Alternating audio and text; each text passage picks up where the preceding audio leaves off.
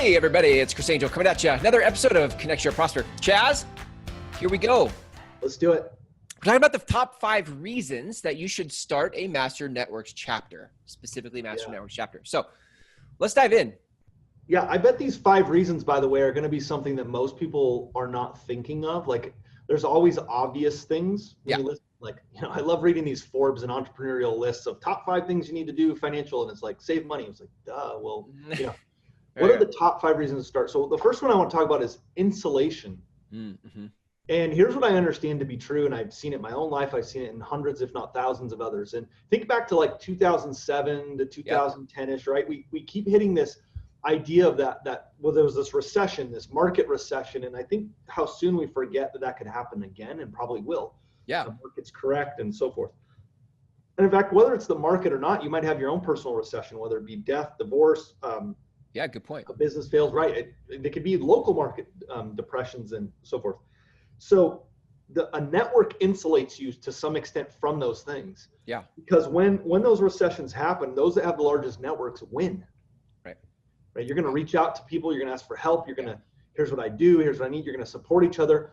Yeah. When a market recession happens, the last thing to do is run away from your network. You need to dig in to the network and grow it larger, because that's how you'll win.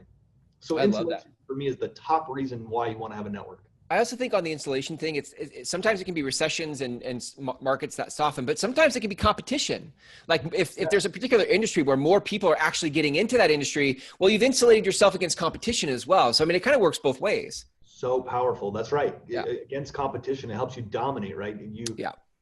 You're the one everyone is thinking about. It's like when a new person comes into the marketplace and they're like, oh yeah, who do you use for this service? Well, we use Chris because everybody does, right?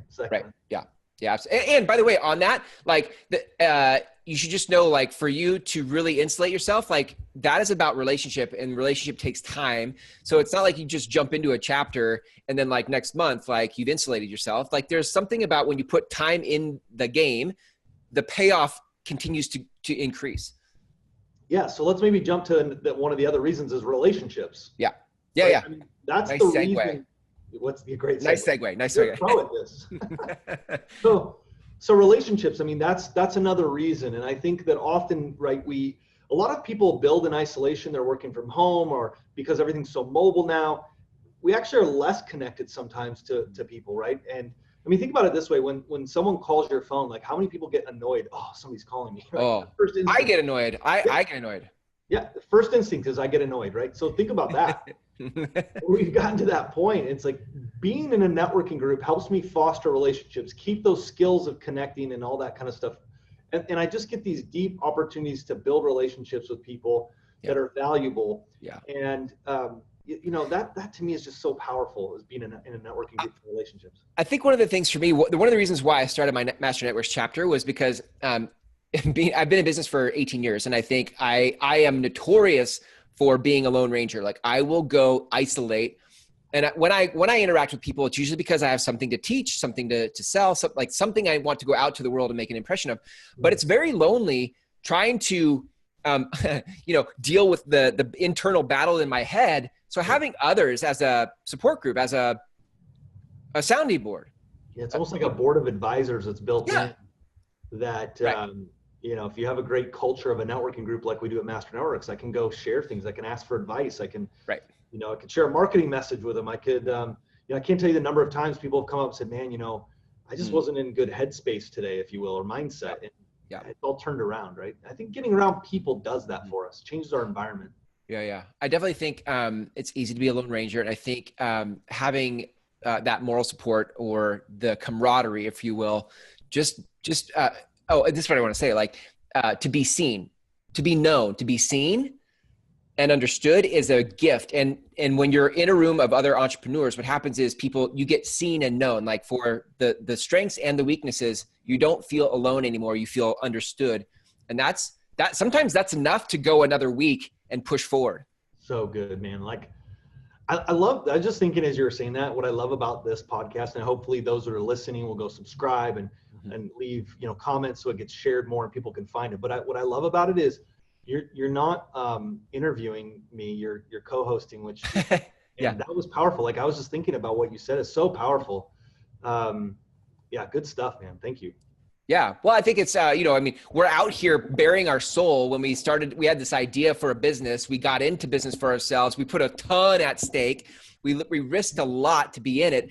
And it's very like sometimes our spouses don't get us. They're like, I don't know why you're taking this much risk. Sometimes our friends, we don't see our friends very often because we're too busy trying to build the vision that was in our head. And at some point we just start to, for me, I'm speaking for myself. I start to go like, dude, am I crazy? What did I do? What have I done? So yes, you are crazy. We're all yes. Anybody that's going to take an entrepreneurial journey yeah. is crazy to some extent. Yeah. And yes, our spouses don't get us almost all the time. Yeah. And I don't, you know, like that's just life. Like yeah. we're all doing different things.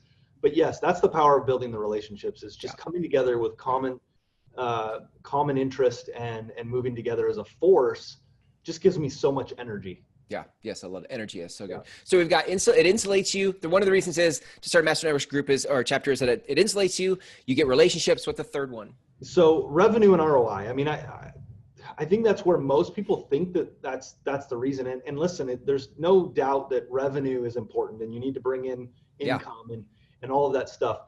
The hard part about a networking group is it's unlike, say, running a Facebook ad where I'm tracking my clicks and my revenue and you know, my ad spend and my cost of acquisition. This is a long play. Yep. And if you go into it not looking, if you just go transactional, not relational, you're looking for the short transactions, man, people are just smart. They sniff that out so fast. Yeah. And I think that's a mistake. It's like, what is Gary Vaynerchuk says something like, you know, what's the ROI on your mom? Yeah. Yeah. Right. Like, how do you put ROI on those relationships? And if you are, like, we track ROI. Don't get me wrong. We track it because we want people to understand the business principle of the return they're getting out of the chapter. Right. But I almost think sometimes that's been a mistake because people go, well, look, I only made $400 so far this year out of this group. It's like, yeah, but tomorrow that could be 40,000 because of one relationship in that group. Yeah. Yeah. I think, so when we talk about one of the reasons being revenue, I think the nuance to that, or what's in the background of that, is that you want to think of it as it's through relationship. It's through face-to-face. It's through getting to know your people. And that's the long play to revenue. So for sure. Yeah, that's insulate yourself. I heard an interesting thing this morning. Maybe I'll apply it to this because I thought it was really cool. Like, so many businesses track cost of acquisition. You know, I just mentioned that. Yeah. But it's like, if you look at every member of your chapter as, let's say, an affiliate to your business, we'll just use that word, right? They're like a marketer, an affiliate to your business, and they could go bring business to you. And you think, what would that average person be worth to me? Maybe it's the $400, right? One person brought a $400 deal to me. Then the guy said, well, what's the cost of acquisition for an affiliate? Like, everyone's looking at the cost of acquisition for a customer. Right. What would the cost of acquisition to an affiliate be? And how long-term is that, right? It's not one transaction, it could be multiple. Right. Like, really opened my mind, and I'm going to explore this thought more, but it's a powerful thought. Yeah. Well, right. I mean, if you're in a networking group that have these people and you do here's the part, you do the work for face-to-faces and build the relationship, the cost for the affiliate, there's really no cost besides time. Right. Yeah, exactly. Especially in Master Networks, when we reward you for bringing people in anyway, and your dues get covered. And right. That actually reminds me of I always love that metaphor of the golden goose. Right, like when you have a golden goose who lays golden eggs, like you never don't ever kill the golden goose so when you develop those relationships face to faces, there's ROI in the golden eggs that come from all of these connections you've made. So there is revenue. But I think this is the nuance. You can't it's not just like you show up and then revenue happens. It's revenue as a result of relationship. Yeah, that's exactly it. Okay. What's the fourth one? So we talked about insulation, revenue, ROI. We talked about relationships. The fourth one to me is that you become a connector. You're more valuable because you're a connector, right? Yeah. You've raised your value to the marketplace. Mm-hmm. Again, we talked about in previous episodes, if I'm a real estate agent, a chiropractor in the trades, financial services, any of those, I become super valuable when I can now connect my clients to other valuable industry leaders. Yeah. That's huge, huge valuable. Yeah. That is again hard to measure ROI because you're just getting retention and value to your customers. It's to me, it's one of the top reasons. How big, I don't know if you know this number, how big is Angie's List or Yelp? Like in terms of like their market capital, they're ginormous. Yes. And all they've done is become a listing directory for people who have been recommended or referred, or there's some transparency because you can see the ratings and the reviews and whatever. Why not be your own Angie's List or Yelp in your local market? Why not? Yeah, not only why not, you should. You have to. I mean, yeah, exactly. I can't even tell you the number of people. You probably get the same because you're in a chapter. Like the number of people that email me and say, hey, do you know somebody that does this? Or they message me on Facebook or text me. I've got people in other states who message me and say, hey, I had one the other day. I'm in Illinois. Do you know anyone here that does health insurance? Well, actually I do. And so I was able to connect them. It's like, like, you know everybody. Well, wow. No, but I can look it up. I can make a quick phone call to this person, make sure they're legit because they're a member of Master Networks, and I connected them. And now how valuable am I? Listen, I'm sorry, I just got re-energized by something here in terms of some vision for my own chapter. But like, you know, if you're the person in your market who's starting the chapter, why not use the chapter as the thing you're inviting businesses to? Because that gives some tangible value to the members. But why not? Like I could build my own Chris Angel list in Spokane and actually have an entirely separate income stream. Like you've talked at Connect actually about value ladders. Yes. My personal brand could build this list based on people that I've vetted by my own chapter. That's exactly right. Oh my gosh. That's exactly right. You listen to this. In fact, that's the whole power of being part of Master Networks, because it's not your own chapter on an island. Yeah. You are now connected across the country. And if you use Direct Track, our app, correctly, this is what I did. I just went in Direct Track, looked up the person, called them first to make sure, you know, they're living, breathing. And I kind of vetted them short. I understand. But then I connected them with my family member that needed that. And of course I get a text back that's like, again, it was like, dude, you know everybody. Right? That's what it says. Dude, you know everybody. By the way, thank you. They're able to help me, and this is super helpful. Like, that's killer. What value, right? What value I'm able to add to somebody because I'm a connector. Whoa. Sorry, can I just do like a side trail for a second? Like, if you're, I don't know where you are in the country, but if you're in a chapter or you want to start a chapter, all of a sudden you could have people from different chapters around the country, or start locally, but you can go around the country and start interviewing them for your own show. Yes. Right? Like you and I are doing a show right now. I'm interviewing you. It's your show. You listening to this could have a show, and your whole angle on content is to go interview people for your list that you would actually end up, whether you're selling it to people or you're just simply being of value to people. Like, so good. That's it. So good. So powerful. In fact, let me just tell another quick story for everyone listening to this. I was in a meeting in Colorado. It was not Master Networks. This was a networking group that was considering moving their whole group to Master Networks. I happened to be in town. They invited us to come check it out. Okay, so we're in the meeting. A lady stands up and she says, literally the words out of her mouth, I know no one in here is going to be able to help me with this, but I just have to ask. I just married this guy. He has a house in Florida, and we need a good realtor because the last realtor didn't sell the house, the deal fell through, et cetera, et cetera. And I said, where in Florida is it? Now remember, I'm a visitor, I'm a guest. I'm just there. I'm like, where in Florida is it? And she says, it's in Naples, Florida. And I said, I have the guy for you. He's the best. She's like, seriously? I said, yeah, because I had just been in Naples, Florida the week before. He's a Master Networks member. He kills it in real estate. He got the deal done, sold it for cash in a week. Wow. That's like, awesome. How valuable was I for all of them? Right. Because I can connect people. Yeah. I love it. So good. So the fourth one is being value to others as a connector. I love it. So let's bring it home with the fifth reason you should start a Master Networks chapter.